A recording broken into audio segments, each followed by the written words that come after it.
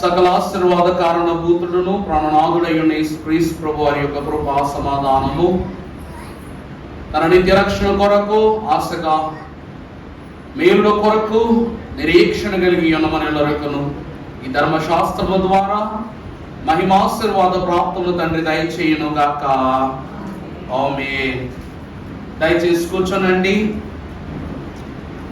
యేసు బోధ కంటే ఏది గొప్ప, యేసు బోధ కంటే ఏది, యేసు బోధ కంటే ఏది గొప్ప, యేసు బోధ కంటే ఏది. దేవుని యొక్క మహాప్రశస్తమైన పరిశుద్ధ సమయములో ఈ 10వ దిన ధర్మశాస్త్రోపదేశ పరిశుద్ధ ఆశీర్వాద కూటములలో దేవుని యొక్క వాక్కును పంచుకున్నటకు ప్రశస్త సమయమును మనకు అనుగ్రహింపజేసిన ప్రేమ పూర్ణుడైన త్రిత్వదేవునికి మహిమ కలుగును గాక. ఆమేన్. ఈ స్థలములోనికి వచ్చిన మీ అందరకును 9 దినములు మరి వాతావరణం ఎలా ఉన్నా, బలహీనతలు ఎలా ఉన్నా, పరిస్థితులు ఎలా ఉన్నా, ఈ తరుణము వరకు ఆత్మజ్యోతులను ఆర్పనివ్వకుండా దేవుని సన్నిధిలో నిలిచిన మెల్లరుకును క్షేమము, సుభిక్షమైన శాంతి, సమాధానము, ఆయురారోగ్యములతో త్రిత్వ దేవుడు మీ ఎల్లరికను సదా దయచేయును గాక.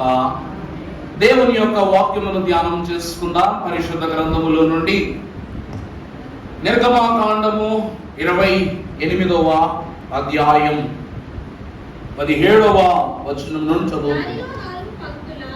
దానిలో 4 పంక్తుల రత్నములుండునట్లు రత్నముల యొక్క జవలలను చేయవలెను. మాణిక్య, గోమేదిక, చాలనా, మాణిక్య, గోమేదిక, మరకతము అను పంక్తి మొదటిది. చిన్ని ప్రార్థన జరిగించుకుందాము.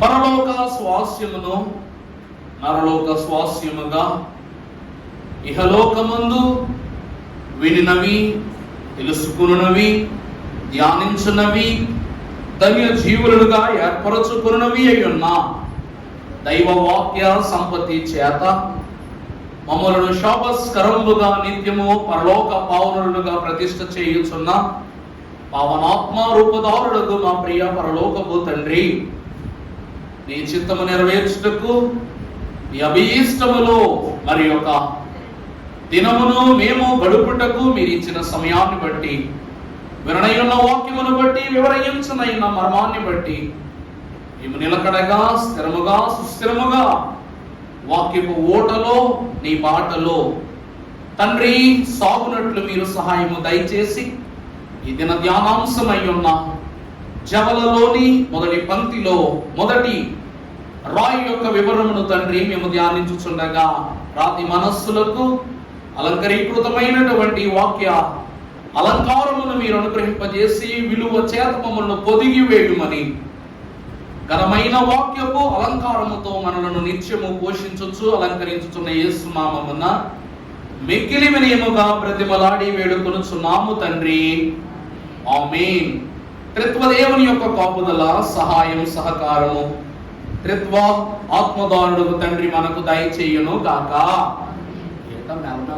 సత్సత్తుంది ఆమె పోతున్నారు. సంతోషం. ఆమేన్. ఈ దిన మన ధ్యానాంశము న్యాయ విధాన పథకములో 4 పంక్తులు కలిగిన వరసలో మొదటి జబలలో తొలి రత్నం అంటే రూబేను గోత్రమునకు దేవుడు సూచనగా లేక రుజువుగా లేక ఆధారముగా ఉదాహరణగా దేవుడు ప్రతీక చేసి ఉన్నటువంటి రత్నము మాణిక్య. మన అంశం ఏమిటండి? మాణిక్య. మొదటి పంక్తిలోని తొలి రత్నము మాణిక్యము అనే క్రమాన్ని మనము దేవుని వాక్యం ద్వారా ధ్యానం చేసుకుందాం. పరిశుద్ధ గ్రంథములో దైవ జనుని యొక్క ప్రియ సంఘముగా ఏర్పరచబడి ఉన్న మనము రూబేను యొక్క వంశావళి లేక రూబేను యొక్క వృత్తాంతాన్ని గతించిన మాసములో మనం చాలా ప్రత్యేకముగా ధ్యానం చేసుకున్నాం. దేవుని యొక్క వాక్యమును మనం ఒకసారి చదువుకున్నట్లయితే ఆదికాండం 29వ అధ్యాయం 32వ వచనం ఒకసారి చదువుకున్నట్లయితే, కుమారుని కని యెహోవా నా శ్రమను చూచుచున్నాడు కనుక నా పెనిమిటి నన్ను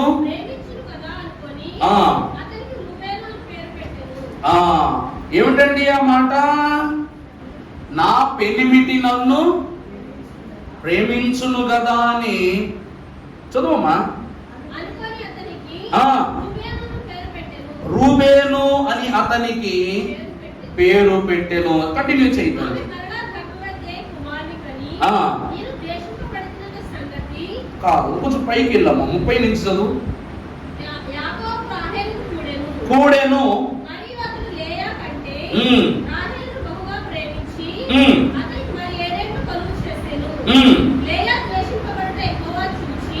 లేయా ద్వేషింపబడుట యెహోవా చూచి ఆమె గర్భమును.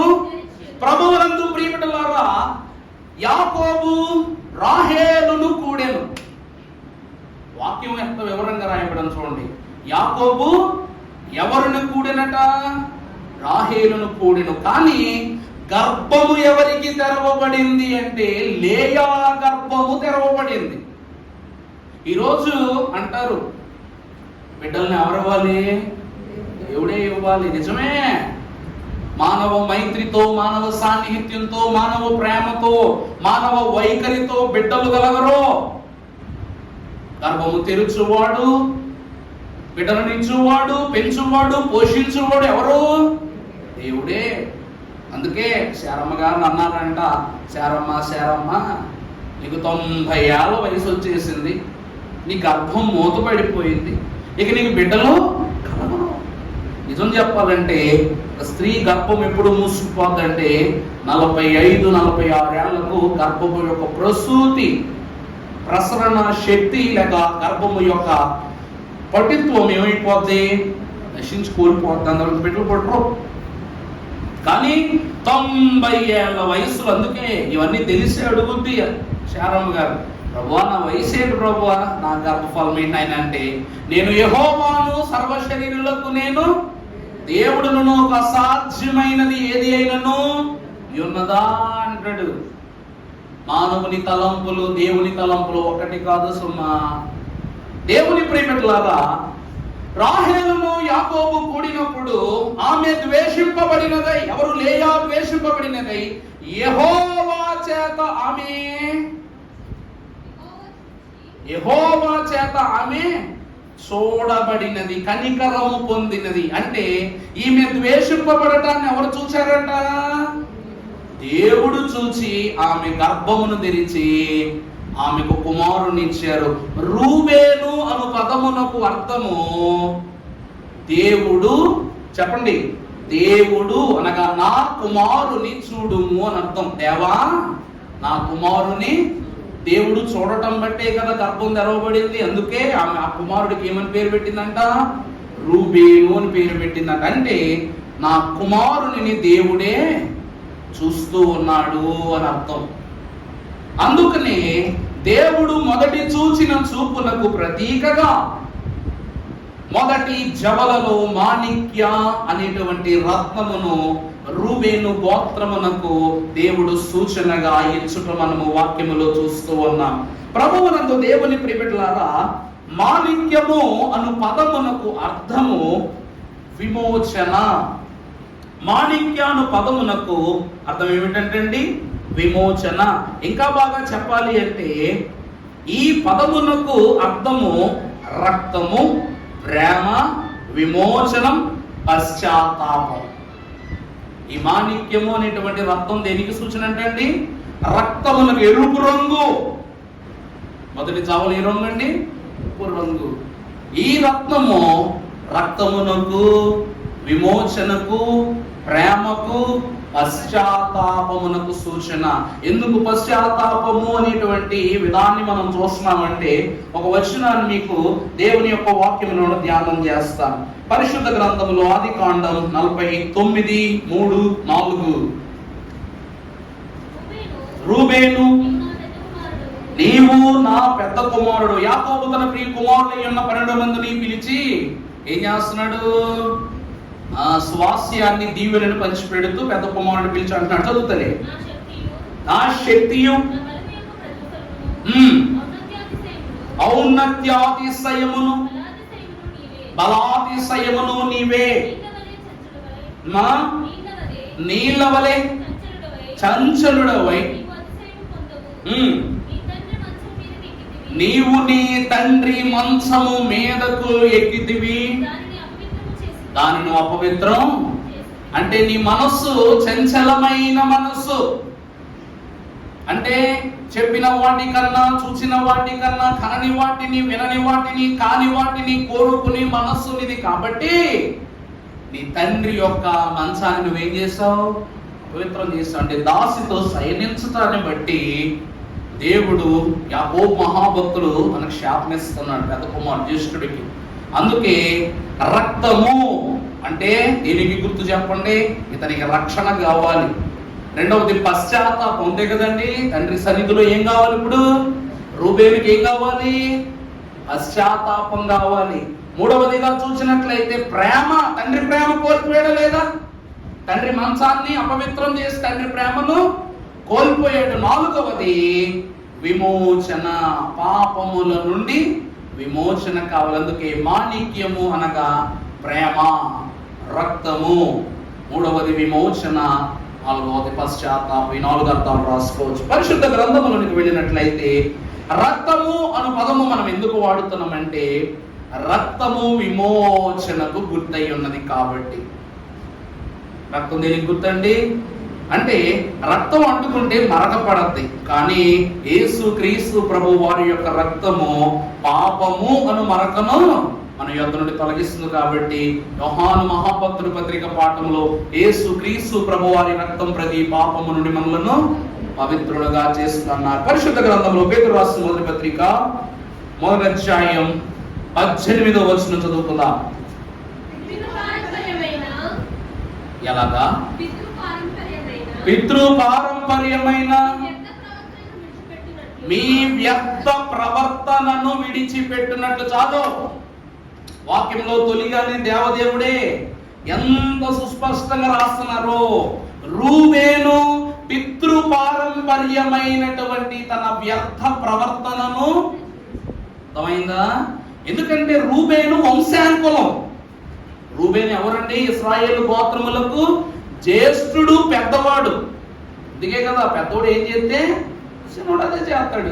అందుకే పితృపారంపర్యమైన మీ వ్యర్థ ప్రవర్తనను విడిచిపెట్టునట్లు వెండి బంగారముల వంటి క్షయ వస్తువుల చేత అమూల్యమైన రక్తము చేత అనగా నిర్దోషమును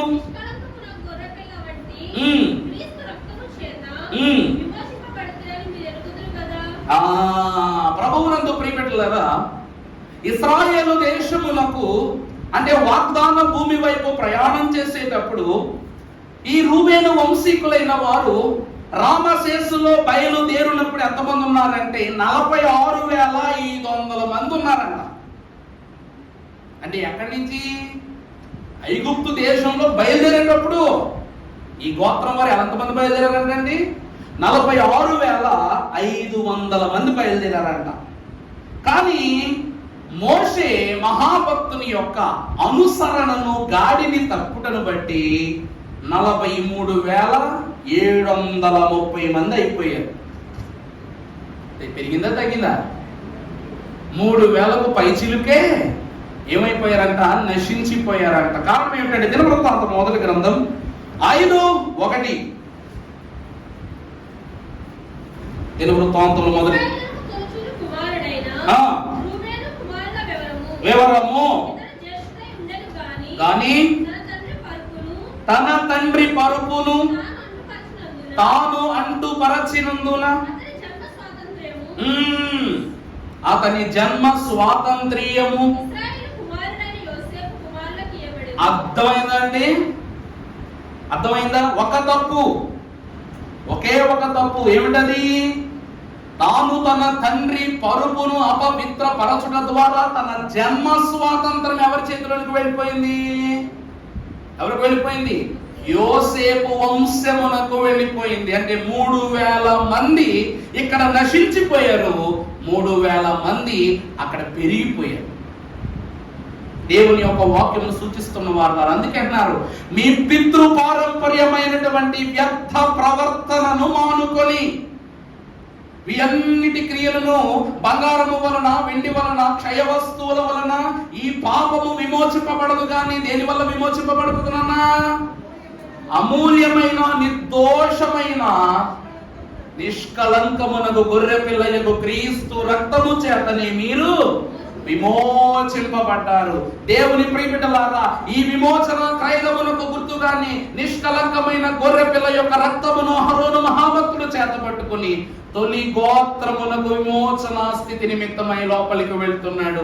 ఇలాగున రూబేను గోత్రము పరలోక సంఖ్యలో కూడా స్థానాన్ని సంపాదించుకుని 12,000 మంది యొక్క అంతస్తును దేవుడు వారికి అనుగ్రహించిన వాడై ఉన్నాడు. కారణం ఏమిటంటే తప్పు చేయుట మనకు తెలుసు, తప్పు సరిదిద్దుకొనుట దేవుని యొద్దనే తెలుసుకోవాలి. మొదటిది విమోచన. ఈ మాణిక్యము దేనికి గుర్తంట? విమోచనకు గుర్తు. రెండవదిగా మనము చూసినట్లయితే పరిశుద్ధ గ్రంథములో నుండి ఆదికాండం 49:3 రూబేను నా శక్తియు నా బలము యొక్క ప్రథమ ఫలము. చాలండి. దేవుని ప్రియబిడ్డలారా, ఈ మాణిక్యము అను ఈ రత్నమును దేవుడు మొదటి స్థితిలోనే ఎందుకు ఉంచాడు? కాబట్టి యాకోబు మహాభక్తుడు అక్కడ స్పష్టంగా రాస్తున్నాడు. ఏమిటది? రూబేను, నువ్వెవరివి? నా పెద్ద కొడుకువి. అంటే పెద్ద కుమారుడు అంటే ఎవరు? ప్రథమ ఫలం. పెద్ద కుమారుడు అంటే ఎవరండి? ప్రథమ ఫలం. దేవుడు యాకోబు వంశమునకు ప్రథమ ఫలముగా, అంటే ఇక్కడే వాక్యములో చెప్తుంది కదా, దేవుడే నా కుమారుని చూస్తున్నాడు. అవునా? రూబేను ఎవరు చూస్తున్నారు? దేవుడు చూచాడు కాబట్టి ప్రథమ ఫలముగా రూబేనును దేవుడు లేయాకు అనుగ్రహించాడు. దేవుని చూపు అతనిపై ఉన్నది కాబట్టి అతని యొక్క పితృపారంపర్యమైన పాపపు వ్యర్థ ప్రవర్తనను తొలగించుటకు దేవుడు విమోచన క్రయధనము నిమిత్తమై జవలలో మొదటి పంక్తిలో, ఇది కేవలము మొదటి వరుస కాదు, ప్రథమ ఫలమునకు ఈ మాణిక్యము ఏమై ఉన్నది? సూచన. మాణిక్యం ఏమై ఉన్నదండి? ప్రథమ ఫలము అంటే మంచిది. ప్రథమ ఫలం అంటే ఏంటంటే దేవునికి ఏమి ఇవ్వాలి? ప్రథమ ఫలం ఇవ్వాలి. అంటే రూబేను దేవుడు చూడగా జనించిన కుమారుడు, దేవుని చల్లటి చూపును బట్టి గర్భఫలముగా దేవుని ఉనికి ద్వారా జన్మించిన కుమారుడు. కాబట్టి ఈ మాణిక్యము ఏమై ఉన్నదండి? జవలలో ప్రథమ ఫలమునకు సూచనగా కనబడుతూ ఉంది. రెండవది ప్రథమ ఫలం. మూడవదిగా మనము చూసినట్లయితే 37 ఆదికాండము 21వ వచనం. రూబేను మనము వానిని చంపరాదని చెప్పి వాని చేతులలో పడకుండా అతనిని విడిపించెను. ఎట్లనగా అతనిని అప్పగించుటకై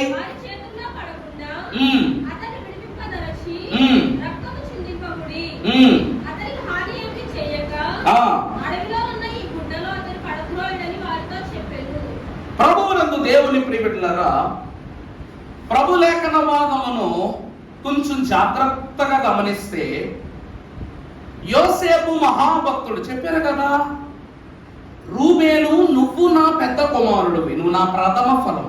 యాకోబు మహాభక్తుడు ఏ కుమారుణ్ణి ఎక్కువగా ప్రేమించారు? 12 మందిలో గట్టిగా.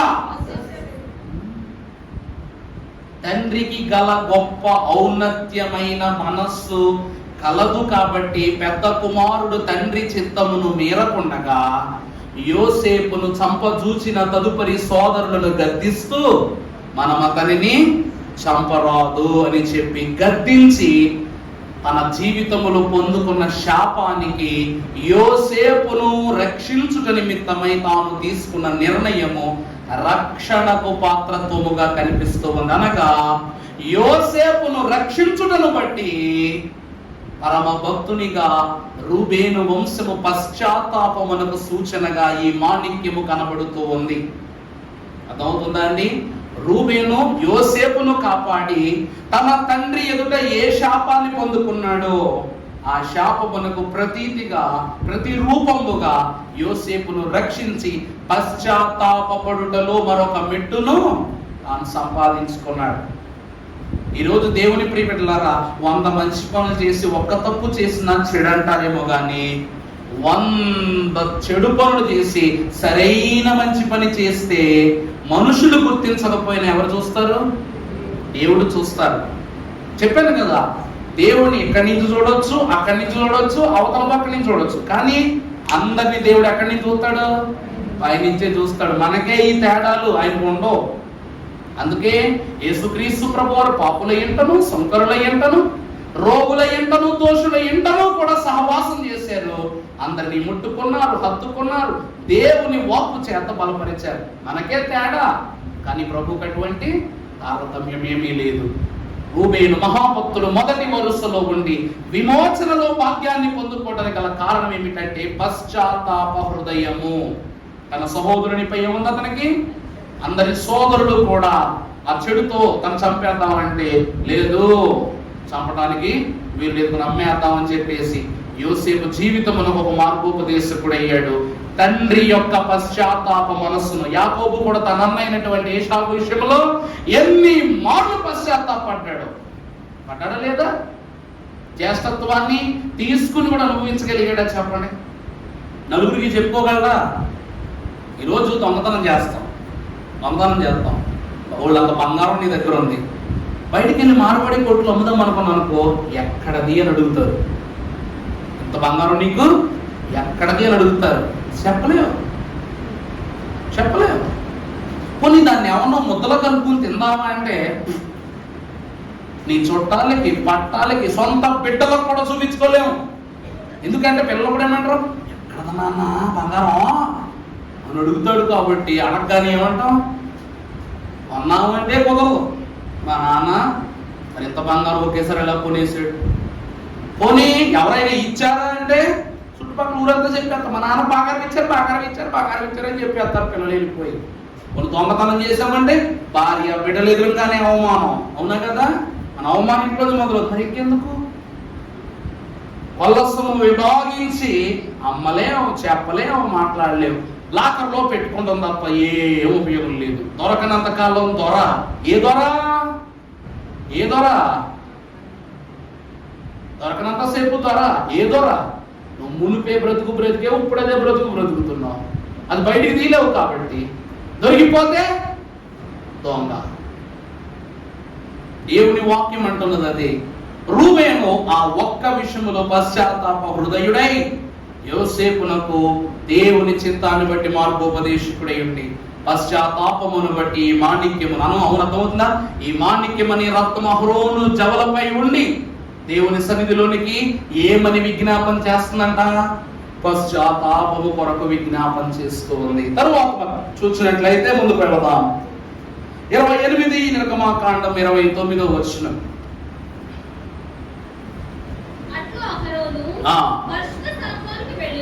పరిశుద్ధ స్థలములోనికి వెళ్ళినప్పుడు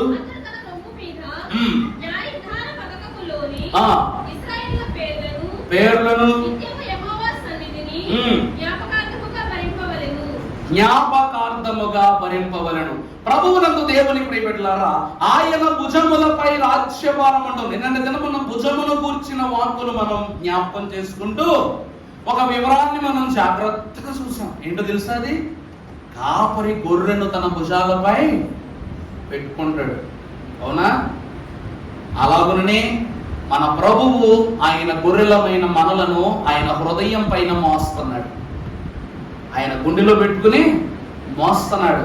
ఈ రోజున రూబేను 4వ అంతస్తులో ఈ మాణిక్యము న్యాయ విధాన పథకముపై లేదట, దేవుని హృదయముపై ఈ పథకాన్ని అమర్చి మొదటి రత్నముగా రూబేనును ప్రథమ ఫలముగా దేవుడు ఇక్కడ అమర్చుకుని ఉన్నాడు. దానికి సూచనగా దేవుని సన్నిధిలోనికి వెళ్ళిన నిత్యము జ్ఞాపకములో ఉండునట్లు. రూబేను ఎప్పుడు కూడా ఎలా ఉంటున్నాడు? నిత్యము జ్ఞాపకములో. లేయా కోరుకున్నది అదే కదా, యెహోవా నా కుమారుని చూడును, జ్ఞాపకం చేసుకో అంటున్నమాట. ఈ రత్నము జ్ఞాపకమునకు గుర్తు కనుక. 4వది దేవుని హృదయముపై స్థానము సంపాదించుకున్నదే ఈ రూబేను గోత్రమునకు దేవుడిచ్చిన ఈ మాణిక్యము అను రత్నం. 4వ స్థితిది. మనము ముందుకు వెళ్ళినట్లయితే హెబ్రీ పత్రిక 7:25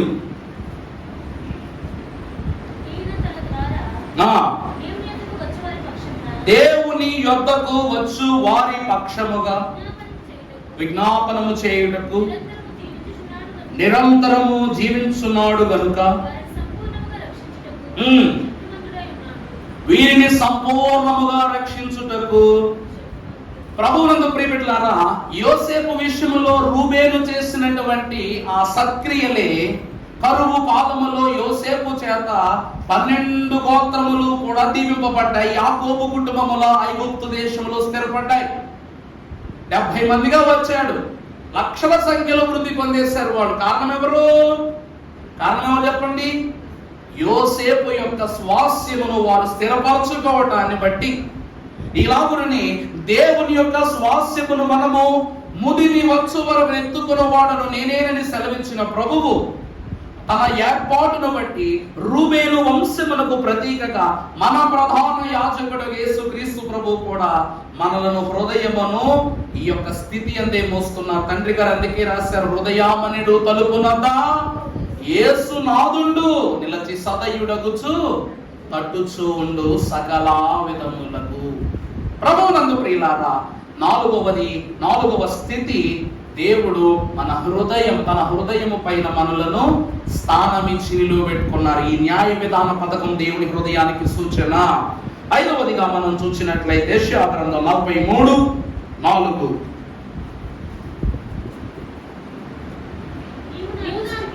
నీవు నా దృష్టికి అమూల్యుడవై ఉన్నందున గనుడవైతివి, నేను నిన్ను ప్రేమించుచున్నాను కనుక నీకు ప్రతిగా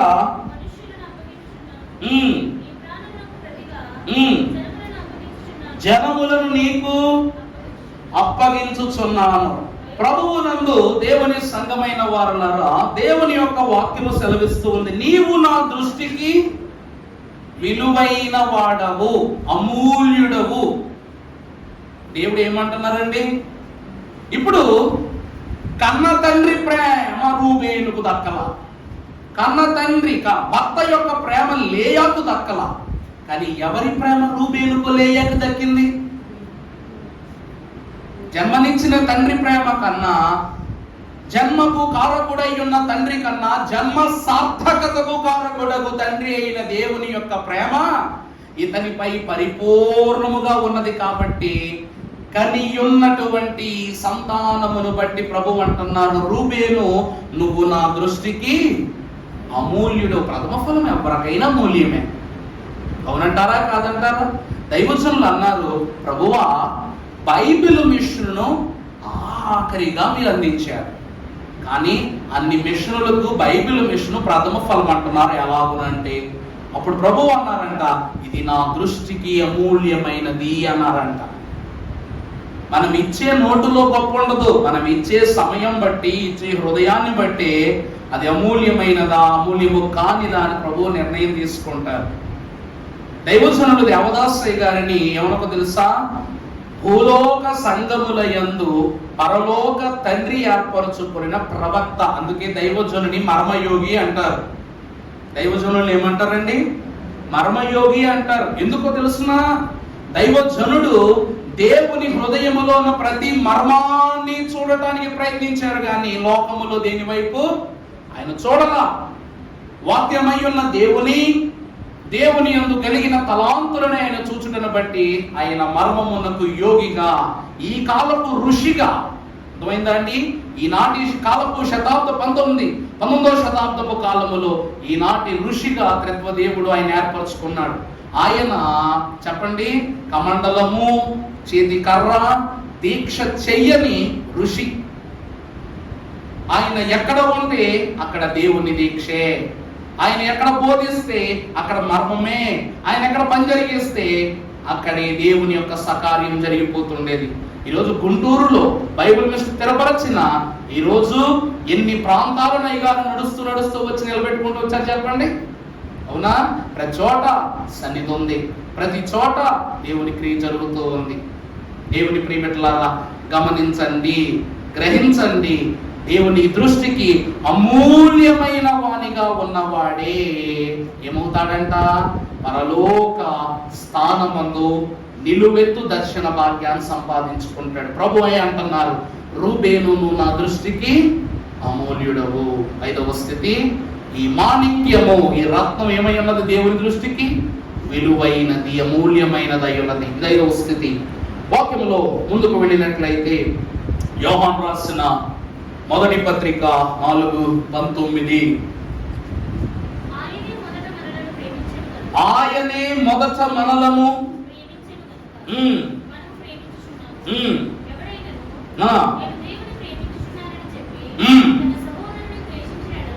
తనను ప్రేమించుచున్నానని చెప్పి తన సహోదరుని ద్వేషించిన ఎడల అతడు అబద్ధికుడగును.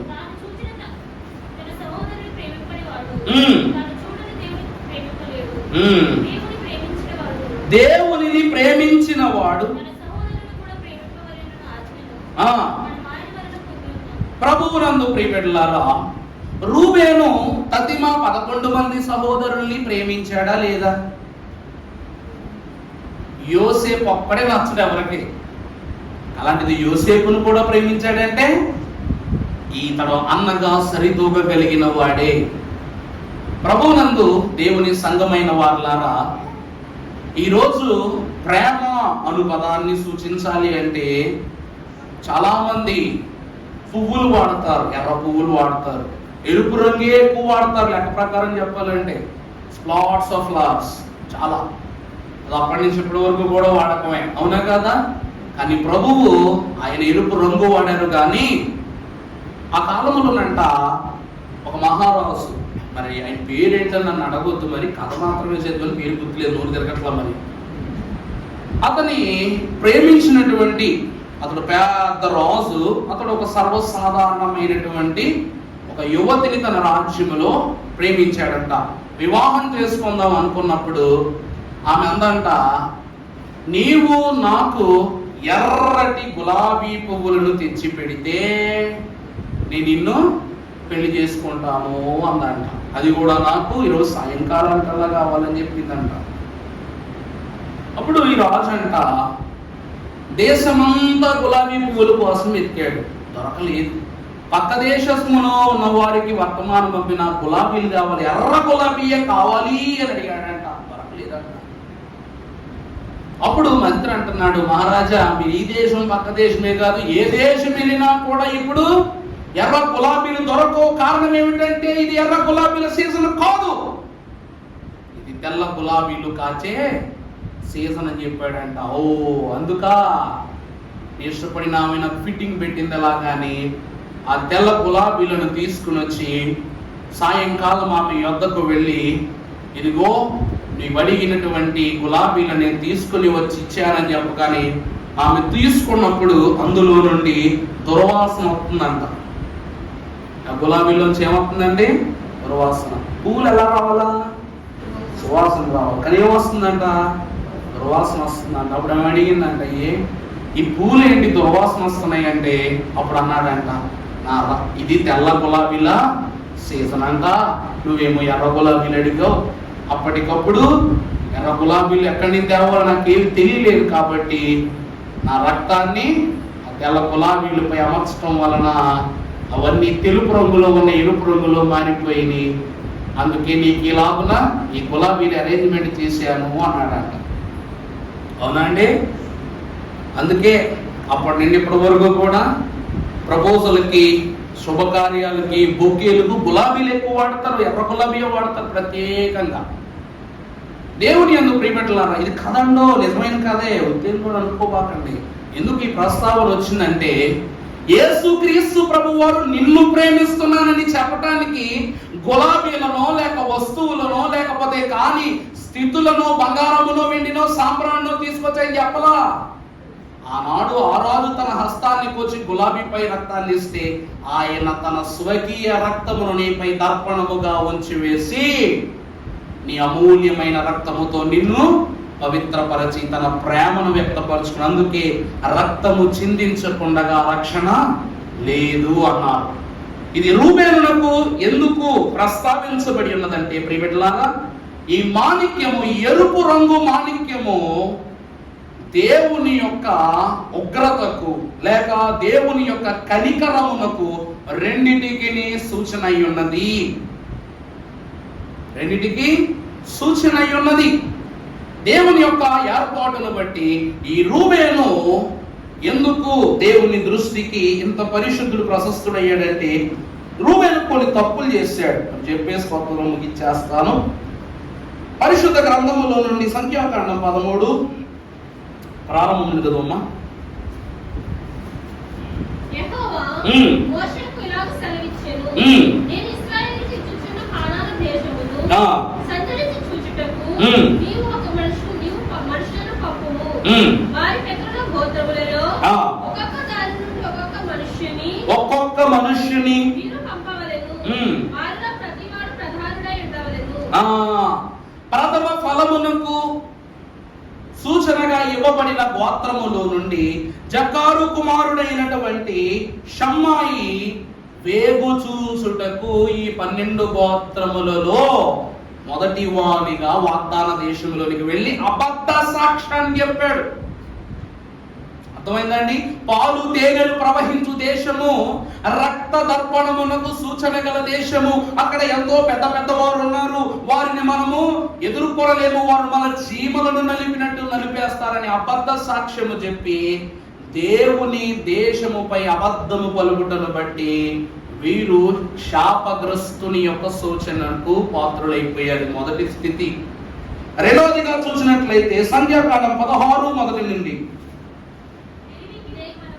అమ్మా, ముని మనవడును, కహాతుకు మనవడును, రూబేనీయులలో దాతాను, అభిరామును,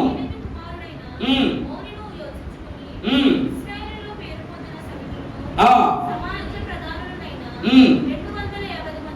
250 మందితో అర్థమైందా అండి? ఆ 250 మందిని దేవుడు భూమి రెండుగా పెకిలించి వేసి అందులో పడేస్తాడు. అర్థమవుతుందా?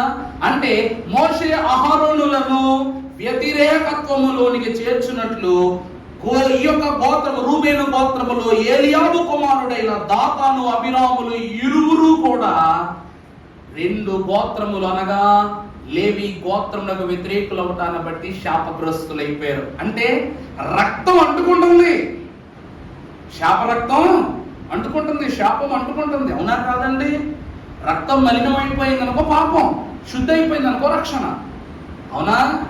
ఏ రక్తముతో వీరిని ప్రోక్షించుటకు దేవుని సన్నిధిలో వీరు దేవుని ఎదుట విజ్ఞాపన చేయాలో ఆ లేవి వంశాన్నే వీరు ఏమంటున్నారు? మీరు మాకు అక్కర్లేదు అంటున్నారంట. ఎవరు? రూబేను గోత్రం వారు. మరి దాని యొక్క భారం మొయ్యాలా వద్దా? అవునా? ప్రభువు అందరూ అంటూ ఉంటారు. మొన్నే ఒక వీడియో చూశారు, యేసు ప్రభువా యేసు ప్రభువా తీసేసి చెప్తా. ప్రభువుని అందరూ అంటున్నారంట, ప్రభువు తన శరీరము పైన ఒక వస్త్రపు చెంగు కప్పుకొని ఆయన సేవ చేస్తూ ఉండేవాడు, ఆయన మేకులను ఆయన పీక్కొనలేడు అని అన్నారు. నిజమునకు దేవుని వాక్యాన్ని బట్టి చూస్తే ఈ మేకులు ఇవి తర్వాత మాట్లాడుకోవచ్చు, కానీ అసలు వస్త్రాలు ఎప్పుడు కనుగొనబడ్డాయండి? వస్త్రాలు, లోహాలు ఎప్పుడు కనుగొనబడ్డాయి?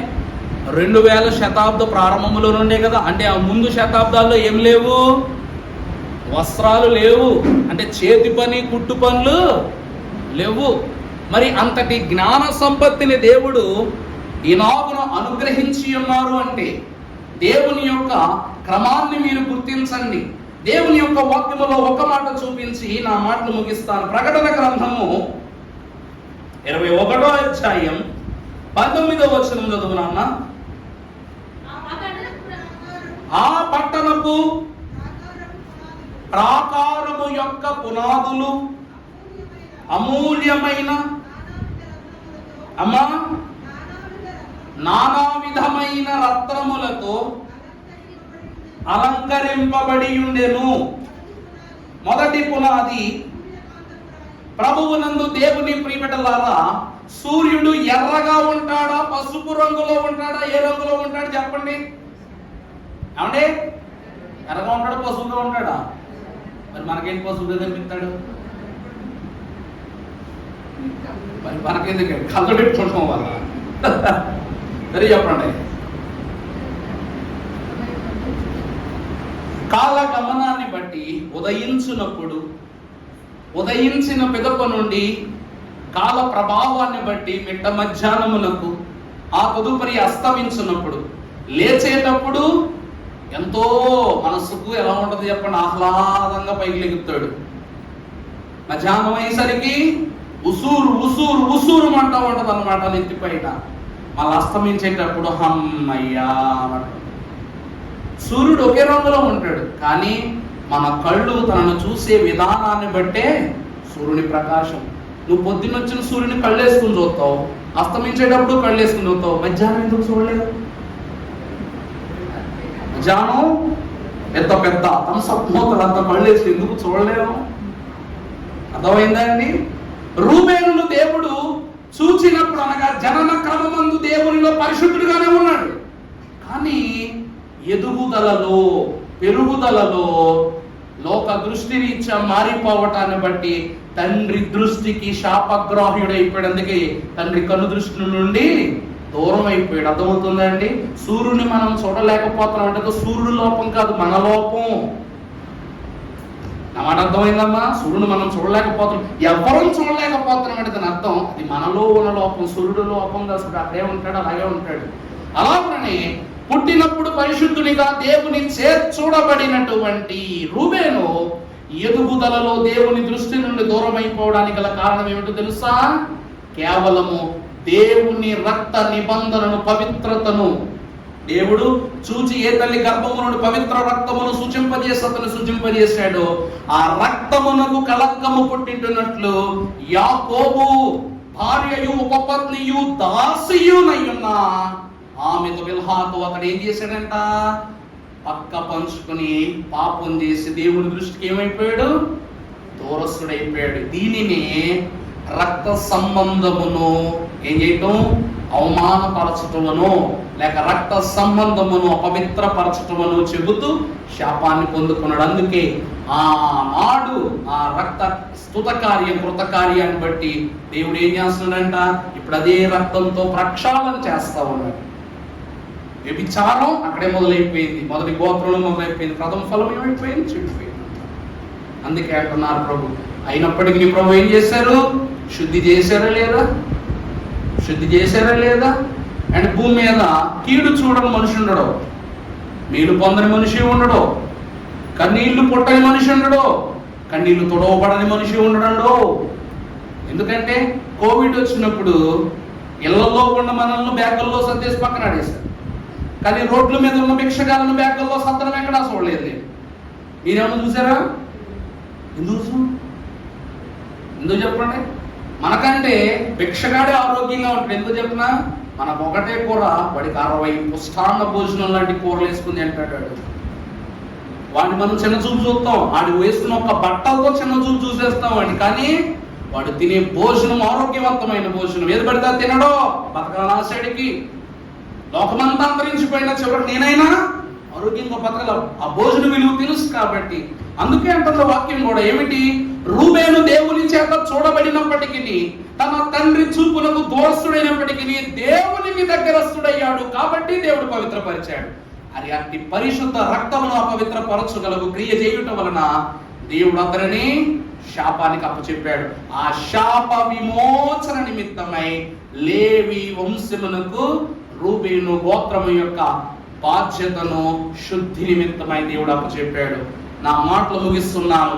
ఇలా శుద్ధి చేయబడిన వారే 7వ అధ్యాయం ప్రకటన గ్రంథములో ప్రజా సంఖ్య పరలోకపు సంఖ్యలో చేర్చబడ్డారు. ఆ సంఖ్యలో చేర్చబడిన వీరికి ప్రతీకగా, గుర్తుగా దేవుడు పరలోకములో మొదటి పునాదిపై మొదటి రత్నమును సూర్యకాంతపు రాయిగా ప్రకాశింపజేశాడు. సూర్యకాంతపు రాయిగా ప్రకాశింపజేశాడు. మాణిక్యము అంటే విలువైనది అని. సృష్టికి సూర్యుడే విలువైనడు. సూర్యుడే లేకపోతే విలువైనవి ఏమున్నాయి? సూర్యుడే పెద్ద కదండి మనకి. మొత్తం ఎన్ని గ్రహాలు? 9 పదా? మొత్తం ఎన్ని గ్రహాలు అండి? చెప్పండి, ఒకసారి చెప్పండి వింటాను. 9 గ్రహాలు పేర్లు చెప్పండి. చిన్నప్పుడు మా మాస్టారు మెర్క్యూరీ అని చెప్తే అర్థమయ్యేది కాదు. ఎందుకంటే మెర్క్యూరీ అనే పదం చెప్పిన తర్వాత అర్థమైంది. ఎందుకంటే ముందు మా తెలుగు మేడము పాదరసం అంటే నాకేమో ఎక్కేది కాదు. చెప్పండి, మొదటిది ఏంటి చెప్పండి అమ్మా? మెర్క్యూరీ. రెండవది అమ్మ మాకైతే చదువులు అయిపోయి మేము చెప్పలేకపోతున్నాం. మీకు చదువుకున్నాం చెప్పండి. మెర్క్యూరీ, వీనస్, తర్వాత మార్స్. ఎర్త్, మార్స్ తర్వాత earth, Jupiter, Saturn, Neptune, Uranus, Pluto. Pluto ఒకప్పుడు ప్లూటో అది ఉండేది, కానీ ఇప్పుడు ద బిగ్గెస్ట్ ఆస్ట్రాయిడ్ అని రాసేస్తారు అనమాట. 9 గ్రహాలు. దేవుని ప్రియమిట్లారా, ఇవన్నీ పనిచేయాలంటే, ఇవన్నీ సరైన క్రమంలో తిరగాలంటే, అవునా కదా? మనం రాత్రులు వెళ్తున్నప్పుడు లైట్ వేసుకోకుండా వెళ్ళామనుకోండి, సంస్కృతం కాలంలో ఉంటుంది బండి. అవునా కాదమ్మా? మన బండి లైట్ వేసుకోకపోతే ఎక్కడ ఉంటుంది మన బండి? వెళ్ళి సంస్కృతం పెద్ద కాలంలో ఉంటుంది రోడ్డు మీద నుంచి. అలాగే ఈ 9 గ్రహాలు క్రమంగా వాటి పద్ధతిలో తిరగాలి అంటే వీటికి ఏం కావాలి? వెలుగు, మార్గాన్ని చూపించే వెలుగు కావాలి. రూబేను 12 గోత్రములకు మార్గోపదేశకుడు, ప్రథమ ఫలం, పెద్దోడు. అందుకే యోసేపు విషయంలో చెప్పినట్టు మిగిలిన తమ్ముళ్ళు అందరూ చేశారు, కానీ అర్థం పట్టారా? దేవుడి వాక్యమునందు నిలిచి ఉన్న వారిలాగా. అందుకని ప్రథమ ఫలముగా ఇవ్వబడిన ఈ మాణిక్యమును పరలోకపు తండ్రి తన రాజ్యములో మొదటి పునాదిపై సూర్యకాంతపు రాయిగా ప్రభు ప్రతిష్ఠ చేసుకుని ఉన్నారు. దేవునికి మహిమ కలుగును గాక. 12 గోత్రాలు పునాదులయ్యాయి. అపోస్తలులు, దావీదు వంశీకులు 24 పెద్దలయ్యారు. మనము సాక్షి సమూహం అయ్యాం. ఎంత వింతో వైడూర్యము చూసారా? దేవుని కృపను బట్టి ఈ మాణిక్యమున అమూల్యమైనటువంటి దేవుని రత్నము ద్వారా మనము తెలుసుకున్న ఈ సూచన రూబేను గోత్రమునకు ఆశీర్వాదకరమగునట్టు మనలను, మన కుటుంబములను ప్రేమాతిశయ దీవెన భాగ్యములతో త్రిత్వ దేవుడు దీవించును గాక. ఆమేన్.